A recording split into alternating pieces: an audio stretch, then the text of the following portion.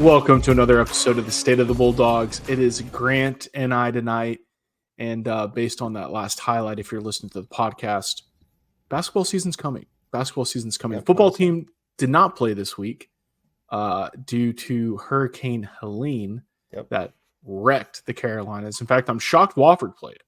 My brother Grant actually watched a little. He was down in Spartanburg, caught a little bit of the Wofford Mercer game. Yeah. And he said, like, on Wofford's campus, half of it was without power. And some of the buildings had flooded. And I guess the administration was like, well, sun's out. Let's play some football. Yeah, sun's out. Everything else is working. We need. It's like, that's exactly. But it's more understandable now hearing just his account. You know, nearby Furman was a little bit more wrecked than Wofford. Makes sense why they canceled the game. But I think Furman had no power anywhere in the city. Yeah. Well, yeah. Oh, that was So we went into Greenville, and he said downtown, that little city center area had power, but then you go 2 blocks out of it, and it's just dark. It's amazing what they're only 30, 35 minutes away, right? It's amazing what the difference a storm could take. Like one side is good to go, somewhat good to go, and the other side completely washed out. Yes, and I'm not gonna lie, Grant, kind of happy that the Furman game was canceled, because the more I thought about that game, I think we all gave scores last week that were in the benefit of Samford. Like, if Samford were to win, it would look like this. But really, it probably would have ended up like 35-17 Furman, if we're being honest. So we had scores like Iowa level scores. Which was wishful thinking to say the 20 least. to 10 or whatever we had. Yes. I think you had 16 to... I can't remember. It was 7 or 10? It was 13 to 7. 12 to 7 2 weeks ago, then we're gonna come back and win 13-7. Yeah. Probably just getting waxed. But we'll get to VMI in a minute. First, though, on that note, Grant, around the horn. First question: when do you think the Furman game is going to be rescheduled? I don't think it's going to be rescheduled. Samford's already had their bye week. Furman's bye week is October 26th. Samford is at the Citadel that week on the 26th, and with Samford playing 12 games this year, there's not an extra week for them to use. Samford was about to go 9 straight games before Hurricane washed out the game this week. So yeah, it was supposed. I don't think it'll be rescheduled. There's just no way to get the 2 schedules aligned, unless someone floated me on Twitter what if both teams are out of the playoff picture? Then we play like that last week. It's that's what I was thinking. So maybe, I don't know if that'd be kind of sad. I guess we'll play this game. We're not in the playoffs, but I don't know. Look, okay, you play to win, but you also play to have fun. Yeah. And especially for the seniors on both of these squads, it would be awesome. Neither one of these teams is going to make the playoff unless something drastic changes for both squads. Yeah. And so I think it would be awesome if we played a little bowl game per se. Yeah. At the end of the season. I would love a little extra football. But you're right, Grant. Probably not going to be rescheduled, but we'll see. We'll see.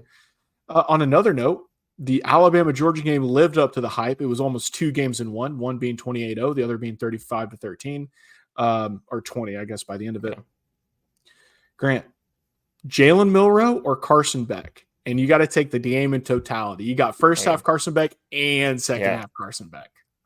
Yeah, you got a Sammy Darnold level seeing ghost in the first half, and then you got second half throwing over the yard, 400 yards. I think I got to go Milroe. It's just the way he's growing as a passer, getting more comfortable. He's really good at the deep balls, but he's really getting better at those intermediate level throws, which every quarterback kind of needs to work on to get better at. But yeah, still, he was awesome. He threw for 374 and 2 TDs. Did have the 1 pick. I think that was off a tip pass or something like that. But then he ran for 117 and 2 touchdowns. So I think just the running ability, then the passing as well. It's just a complete, almost Lamar Jackson level factor that Milroe can bring to the table. Yeah, he's a stud. Yeah. It looks like his Heisman to lose unless Ashton Genty just keeps doing his thing and Milroe stumbles down the road. Because Genty's just a freak. The Boise State running back he's must-watch TV. So unless Milroe stumbles, though, it looks like his Heisman playing like that. Last question, Grant. This is the best time of the year. October's right around the corner. It is Sunday the 29th, so literally 2 or 3 days away. Baseball is here. The Cardinals are not in it, but the Astros are. So MLB playoff field will be officially set by the time this posts on Wednesday, as the Braves and the Mets play on Monday.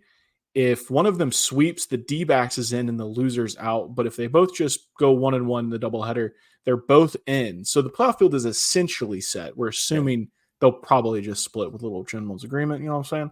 Yeah. But gut feeling, World Series champ, Grant. I think me and everyone else in the world had like Dodgers preseason, right? Just so Tiny coming, whatever, him being saying the 50-50 season. But I like the Phillies. Like they've been close the last few years. I think this is kind of their time to kind of get over that hump. But they were they taken down the Braves last two times in the playoffs. They got into the championship series, and just like the level of pitching that they have, I think the Phillies would probably be my pick to get over the top and I finally win one. They have been just knocking on the door, and they're loaded.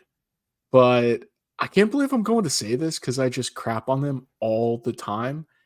But in a similar sense, they haven't been knocking on the door, but they've been waiting patiently after getting obliterated by the Astros year after year after year after year.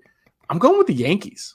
I think it's time that they put it all together, and come playoff time, they actually show up. Aaron Judge is a similar freak to Shohei, so the Yankees are certainly not lacking for talent, and it just kind of feels like an opportunity for them to finally win one. Hasn't been since 2009, I think, or 2011. Yeah. 2011 or 9, one of those. St. Louis won at 11, so 9 then. So, yeah. Been a while. The Yankees will play the winner of the Orioles and Royals at home. So. Which will be the Orioles. All right, so VMI. Fortunately for the Dogs, as we looked into the key debts, VMI is not a good football team, Grant. They are not a good football team. This is one of the games where we actually still feel comfortable about a victory, but I'll just run through kind of a few high-level facts, and then we can dig into it.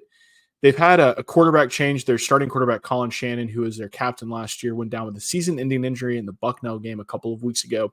Dang. And they've kind of been flipping back and forth between Chandler Wilson and Brady Hammonds. But in their most recent game against Norfolk State, Brady Hammonds took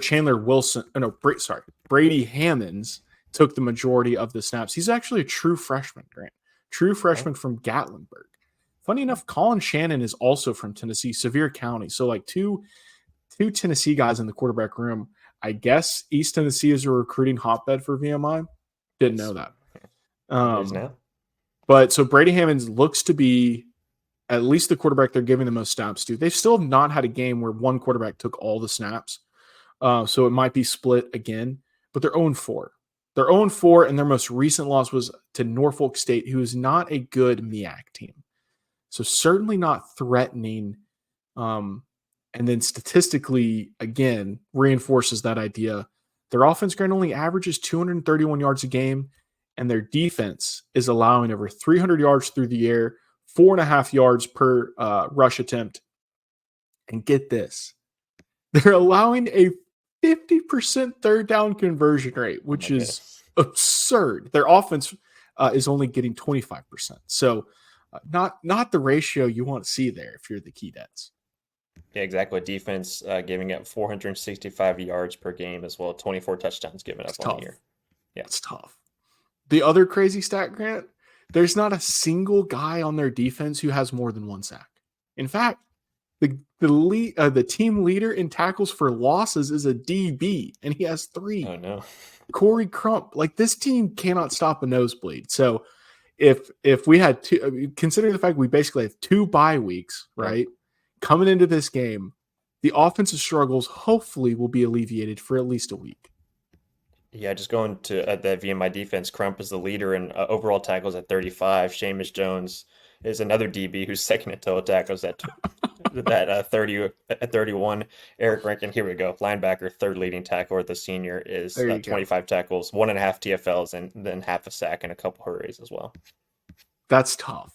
Yeah. I mean, I hate to laugh because we love Rocco, and VMI has not a strong football history, but a proud one. I mean, been playing football since the 1800s, won the SoCon in 2020, barely losing to James Madison in the first round. They were number 1 in the nation, so barely losing in the first round to James Madison. They have a up and down history. I mean, they were in the SoCon for 70 years before they switched and left to the Big South for like 10 years. So I hate to laugh because no disrespect to the Keydets, but my goodness, this team is not good.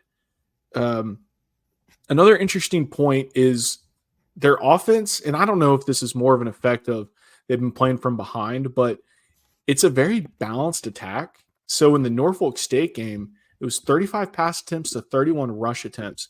The star of the offense, he's not bad, is Hunter Rice, the running back. Averages 5.5 yards a carry, has almost 300 yards on the season.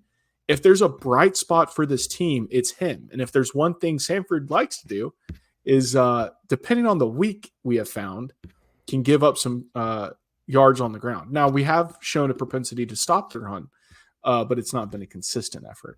So if there's one area to watch for, it's going to be that. Not concerned about the passing attack.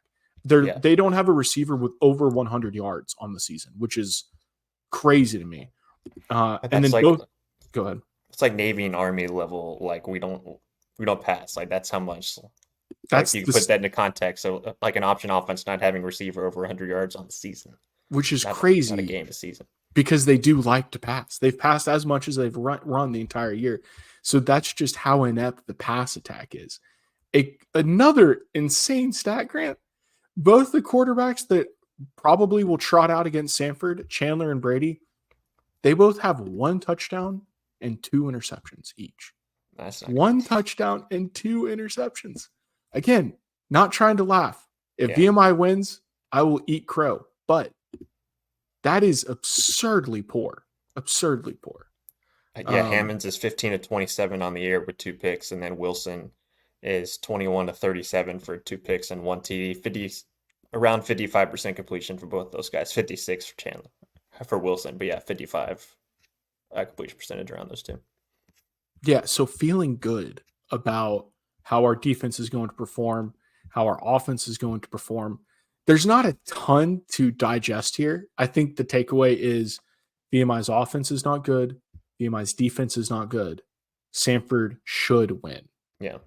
Like, what are you going to be looking for, Grant? I mean, I know at the beginning I said that neither Furman nor Samford is probably going to make the playoff, but just for fun. Yeah. If you thought this team is capable of making the playoff, what would you like to see in this VMI game as we get better? Yeah, we talked about their inability to move the ball down the field through the air. I think it's Samford stopping them on the ground. You just go to last year's game where Samford got the road to win. Rice Hunter, 13 carries, ran for 119 at a TD, 9.2 yards per carry last year in that game. So you do know that Rice had success against the Samford defense. Yeah, you just got to. Again, it's the same thing with Alabama State, right? You knew they weren't going to move the ball down the field through the air too much. You got to stop them on the ground. It's the same thing here. You're going to see a more of a rushing attack with Hunter, who's got 292 yards on the year and 3 TDs. He's running at 5.2 yards a carry. See, I think it is Samford's ability to stop VMI and force them into those long 3rd and 7, 3rd and 8 situations. Been obvious passing down. Yeah, I looked on his little bio. He's pretty thick. He's 6 foot 225. So sizable back. Yep. He was second all-team SoCon last year, team captain coming into this year. And interesting stat here, 4th in the country in rushing touchdowns last season with 14. That seems, I'm not sure if that feels low, but I guess in the modern day of football, when everybody's just passing, I guess that can pass for top 5 in the country. And 2 weeks ago, against Bucknell, he ran for 166 and 2 tuts. So he does have that kind of ability to get over that 100-yard mark. He has a little bit slower at Georgia Tech. We won't count that one. But against Norfolk State last week, 14 carries, 35 yards, and then did have 1 catch. So if we can stop him, we will win handily. If we let him run wild, I think we still win. Because let's just be honest, if it's a track meet and one team's passing, the other team's running, usually the passing team is a little bit more efficient. But we'll see. I mean, VMI's defense, Grant, it's so bad. It's so bad, which is weird. I'm going off the cuff here. I don't think it was this bad last year. At least they didn't seem to play that poorly last year. So I don't know what's going on in Virginia, but defense is tough to watch. Yeah, I'm gonna pull up their 2023 numbers. The SoCon site doesn't have any like total teams. They just do the basic tackles and TFLs and Oh picks. So God, it's it's like so annoying. I need some actual yardage. How much have they given up through the year or not? But yeah, I'll go through What do VMI's people in the 23 and find the conference difference. office do? I That mean, is my goodness, like you that is a can't great compile question. some stats for everybody. Like it's, sheesh. I'm I not. do know they Don't have even get me. AIs that they do have AI doing some like game recaps. So it's like, oh gosh, what are we doing? No Uh, way. Are yeah, you serious? I believe I maybe not game Uh, recaps, but I remember from media day, Michael Cross was talking about they're going to use AI in some situations to push content out. So oh gosh, what are we doing? what are we doing? Uh, First off, the content created organically was not great. I don't know why they have to produce any of their own content. They can just repost what the other teams are already producing themselves. That seems so silly. But yeah, hey, and he can yeah, say they've used AI, Grant. yeah, they're 21st not century conference over they're, here. yeah, they're not alone. Yeah, last year VMI's defense gave up 375 yards per game. Okay. So not too much better. This year it's over 400, but that's still Yeah, not a huge difference. I mean, that's about a touchdown more a game, basically. yeah. Um, okay. Interesting. I would have thought it would have been a little bit closer to 300, but that's, yeah, still not good. Did it say how many sacks did they have last year? Because right now, I mean, they're on pace for like 10 for the entire season. They had 16 sacks last year. Okay, so a little bit better. A little Yeah, bit better. 16 gave up 37. Yeah, right now they have 5 sacks on the season, 22 tackles for loss. I mean, that's hard. That's hard. I think Samford has had more tackles for loss in the first 3 weeks than VMI does through 5. So, Yeah, I or do know that 4. VMI, yeah, they did have a lot of guys from last year's team enter the portal too, like on defense. They lost a lot of guys Yeah, in this past cycle, which could lead to them trying to rebuild this side of the ball. sure. I mean, that's not uncommon for VMI. I mean, the basketball team is a rotating door, basically. Yeah. It's tough. I mean, it's 2024. No one wants to play in a military academy. Country's gone soft, Grant. What are you going to do? What are you going to do? We all just want to go to little Baptist schools like Samford, you know? Yeah. And if we Yeah. want to drink, when we want to go to school like Wofford. But let's score prediction, Grant. Score prediction. You feeling Score. rosy about the dogs? I don't know about, well, I can't think of a term other than Rosie's the last term I can't think of, but better than last week, right? You do know that you have a better chance. And this one, you do know what to expect. Again, I mentioned this last week, but just Sanford's ability to kind of sustain drives. I won't go through all the drives again, but they've had 15 drives this season that have ended in 7 plays or less. So it's just their ability to get that defense off the field more. They need to be able to sustain drives and move the ball down the field. They can't push the ball down the field more. They did that a few weeks ago with Ian Cousin. They can connect on some deep shots. I would like to see more of that too. Try to open up the offense a little bit. But score prediction, I think Samford 28-10. I think that's pretty good. I think VMI might get a late touchdown. So 28-10, I think would be solid. 10 points is generous. Yeah. But it's not out of the question. I agree. If we can see the deep ball, that would be fantastic. Yeah. Because Samford, frankly, needs to find an identity in the passing game. We have an identity in the run game. It's basically run Quincy, and when they think we're running Quincy, we run Witherspoon. And it works. It works. But the passing game, we need to find the go-to guy deep, and we need to find a little bit of the intermediate passing game. We'll see if we can start developing that against VMI. Great opportunity. We've had 2 weeks of practice. Yeah, Another right. wonderful 10 days of opportunity to improve there. I think I want to go 42-17, but I think that's a little high. I think it's 35-17 dogs. Okay. 35-17. Possibly 31. Maybe we don't punch it in and we have to kick the field goal. Fingers crossed we actually make the field goal. Yeah, right. That's not a given either. Yeah. But I think I think Hunter S will be able to generate something on the ground and get at least a touchdown. And you got to think they'll have a broken play or two. I mean, Alabama State had a few broken plays on us. So 10 to 17 points is about what it should be. And Stanford has struggled to going back to those drives on third down too, when you got the big play. And like we said, VMI has been one to give up a lot of third downs. So that's just high balance of that too. See how the offense can perform when it comes to third down, especially when it's that 3rd and 7, 3rd and 8, obvious passing situations. Recipe for points though with that VMI conversion rate. We just got to take advantage. That's the thing. You got to take advantage. Little trivia, Grant. Little trivia. This is a fun one. VMI, as I said, is a rich football tradition. A lot of fun stats. One cool. I'll probably ask this next year, but they play in something called. This is not the trivia question or related to it, but they play. Or they used to play in this game called the Tobacco Bowl. It was in Richmond, and it was kind of a rotation of teams, all in Virginia.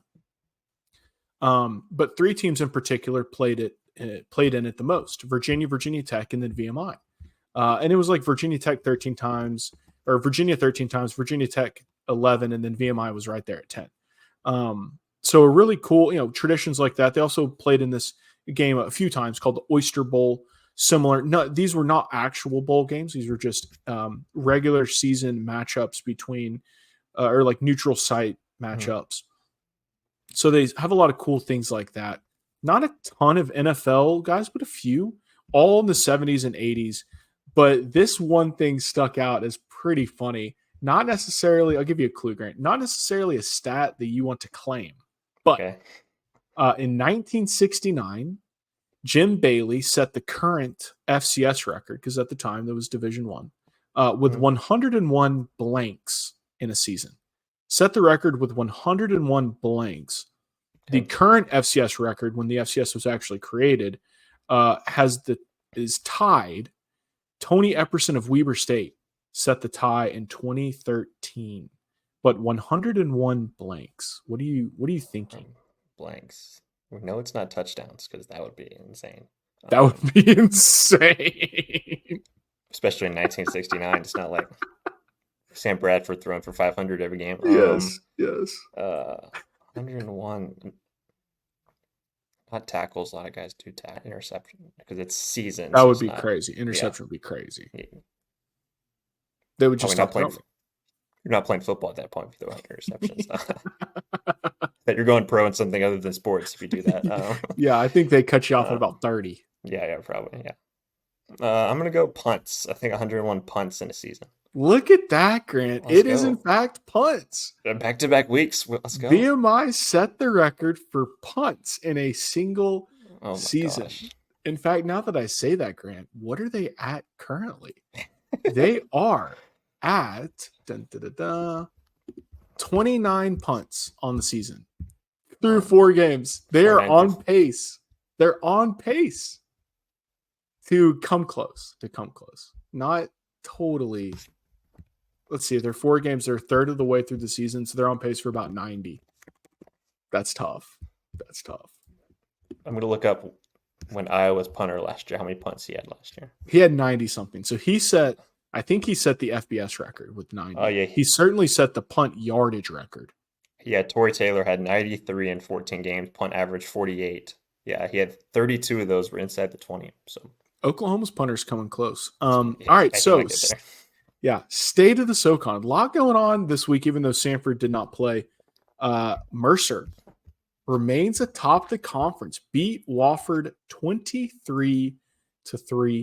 ETSU, who we were texting about this, was stranded in Asheville, but made it down to Charleston before kickoff and still won 34-17. So I think the Dogs can circle that game as well. Yeah, ETSU stranded on the bus, spent the night on the bus, didn't have any cell service, couldn't even call the Stafford that was basically at the team hotel waiting on them. So they didn't get to their hotel until early Saturday morning. Then Citadel was like, we'll push the game back 2 hours. We'll give you a couple of. It's like 2 hours. We just spent the night on the bus. Yeah, 2 hours. What? I like it though. Play some games, Citadel. Take it every advantage you can, but they still got waxed. Yeah, there you go. And then UTC finally in the win column beat Portland State 45-30. Kind of a track meet there. But UTC certainly proud of their offensive output after only putting up 3 against the Bears. Yeah. So Mercer and ETSU, Grant, sitting atop the conference. 2 teams that we didn't necessarily see coming to start off the season this strong. Yeah, especially didn't know what ETSU was going to look like. With basically Gardner Webb's team is now ETSU. All right, so Right. you had that going on in a better conference with a new conference. And Mercer, we didn't know how good they would be offensively with their OC leaving. He did know they'd be good defensively, even though it was a new defensive coordinator. They had a lot of guys coming back, but yeah, still to see them undefeated is something we did not see coming for sure. Yeah, it feels a little weird. Granted, half the conference hasn't even played a conference game yet. Western, Furman, Samford, um, and I'm missing one, or maybe I'm not. Maybe it's just those three that haven't played yet. Yeah.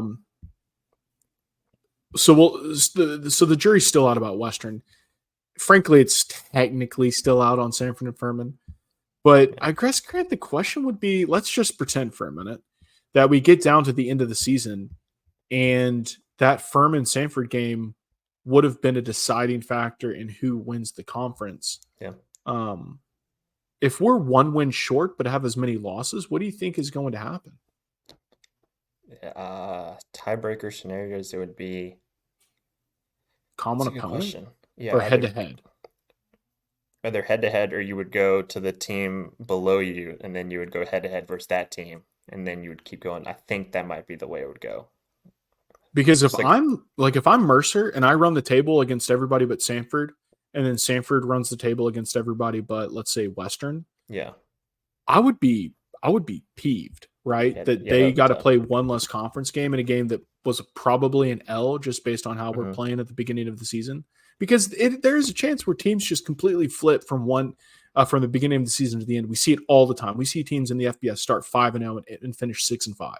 Yeah, So it's not totally unheard of, and that would just be crazy. I mean, do you cancel the non-conference with Tennessee Tech and slate Furman? I don't even know who Furman's playing that week. yeah. I don't know if you're allowed to say it's sorry, Tech kick rocks. You can't play this game because we need this game.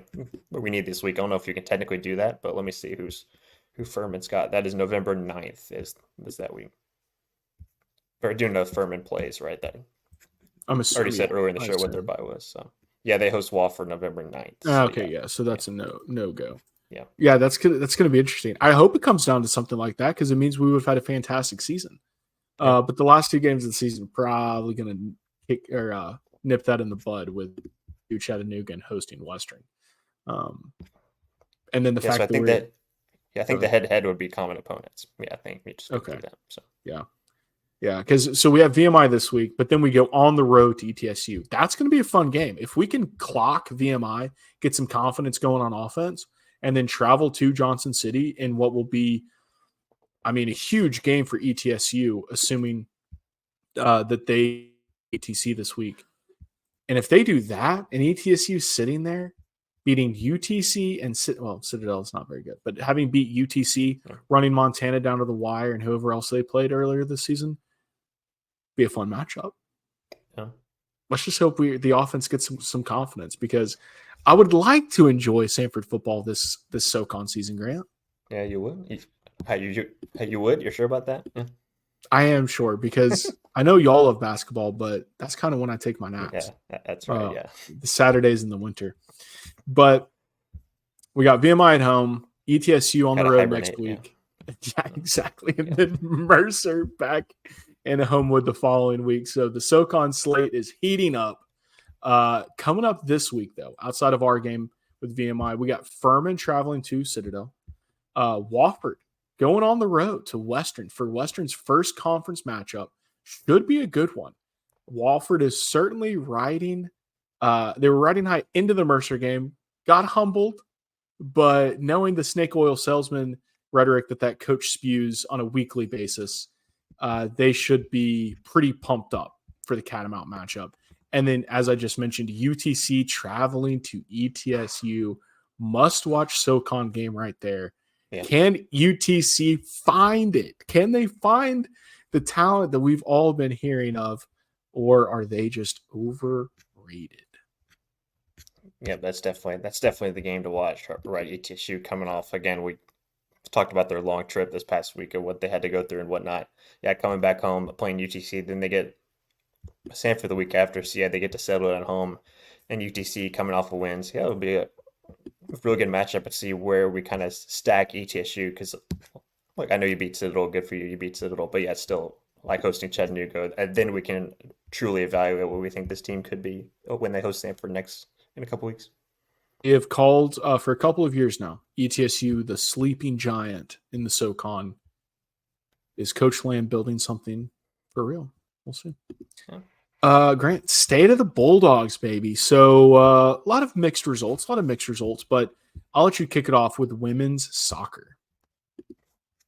Yeah, soccer got the big win this past Friday in the rain. It pretty much rained the whole night over here in Birmingham. You could tell that they battled through it. The game wasn't streaming due to some technical difficulties they had, so we weren't able to actually watch it, but just seeing from like socials, just them finding a way to get that big win over Wofford, the 4-2 win over Wofford. Then they beat Chat last week as we were recording 1-0, and then they go back on the road at the Citadel on Thursday before they host Furman on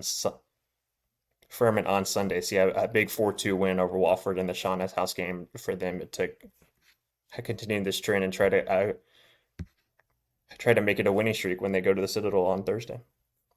Yeah, and volleyball, they're in the thick of it now. Got swept by Wofford. Wasn't particularly close. I'm not sure what you call each little set, but Wofford won by 7 points for the first 2 rounds or whatnot. So it wasn't particularly close. The UTC game, though, we beat UTC 3-2. That one was crazy close, Grant. It went into the 5th set. I think it was this. This is, I don't have it pulled up, but I think in the 2nd set we won by 2 points.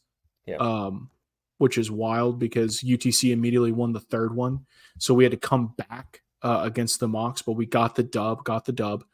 So volleyball's 1-1, I think, in the conference now, and it looks like we're legit. I mean, we started off super hot, then we kind of got humbled by getting swept in one of the little tournaments we played in, but now we've started 1-1 in conference. Wofford still looks really good, but beating UTC, great win to build upon.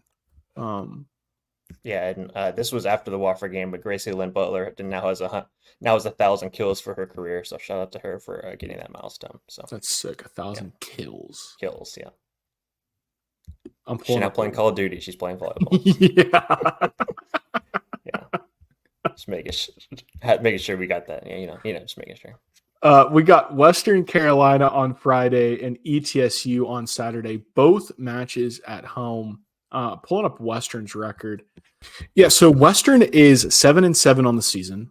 They did not have a hot start. They started off the season, Grant, 1-6. Ooh. That is tough. But they've since found their winning ways. They swept the Campbell Invitational, NC Central American, and the Nat Campbell. Went 2-1 in the Bash in the Borough. Winthrop, Georgia Southern, Alabama State. And then started off SoCon play with the dub over the Citadel 3-2. On the flip side, ETSU is 9-4 with some pretty decent wins. Kennesaw State, Gardner Webb, West Virginia, Davidson, Elon.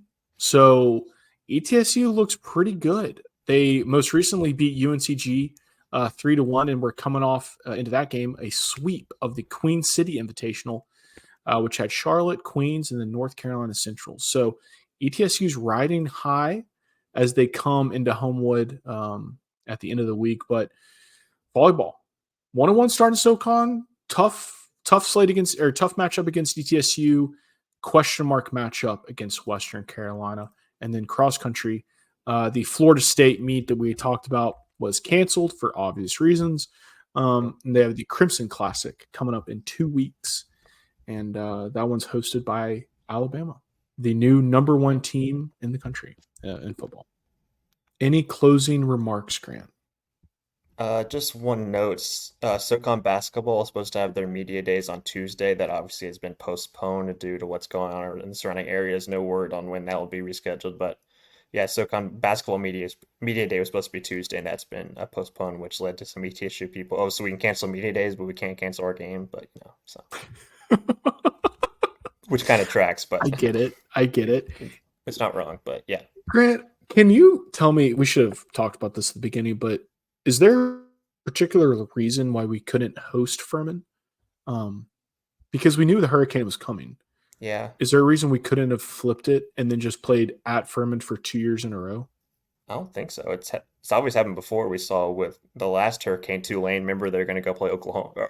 Oklahoma was supposed to go to Tulane, and they couldn't make it, so the game had to be in Norman. So it has happened before in other FBS surrounding areas. I guess that could have been. They could have done The that. That only does thing make I some could think sense. of is it might not have been in Furman's travel budget, but then I was like, Yeah. well, they could just give the gate tickets to Furman to help cover the travel expenses. Yeah. It's not like there's no solution here. I Yeah, you could think have worked something out. Yeah. I don't think either team wanted to play. I think both teams probably did not feel comfortable about the game and were like, hey, I don't know if we're going to win this one. Let's just punt to the next week. That's the cynic in me because it just seemed too easy to reach a pot. I mean, the hurricane hit Thursday into Friday. Yeah. Probably would have had to leave. Yeah, they would have had to leave. You could have left Friday evening. It was through Atlanta, through South Carolina by Friday evening. You could have left and gotten to Birmingham by Friday night pretty easily. There was no one. I was driving on Friday. There was no one on the road in Atlanta. It was fantastic. But yeah, it just seemed like I don't know. Maybe they don't want to play. Yeah, one of them. I'm not blaming this on Furman. I would love to because I cannot stand them. But I think it was also possibly a little bit of our own tepidness of playing that game. You know, you would think the commissioner's office would kind of, okay, let's proactively figure this out, see if the game will happen. We got to find different ways to make it happen. But I do still expect it to be canceled and not played. So yeah, which is just unfortunate. But yeah, we got VMI coming up this week. Hopefully a dub. We will have a post-game show with Tay Berry. Looking forward to that. Been missing that guy, Grant. But go Dogs. Everybody show up at the game. Should be a good one. Should be an enjoyable one to watch. Quincy do his thing. The state of the Bulldogs is out, and we will catch you all Sunday.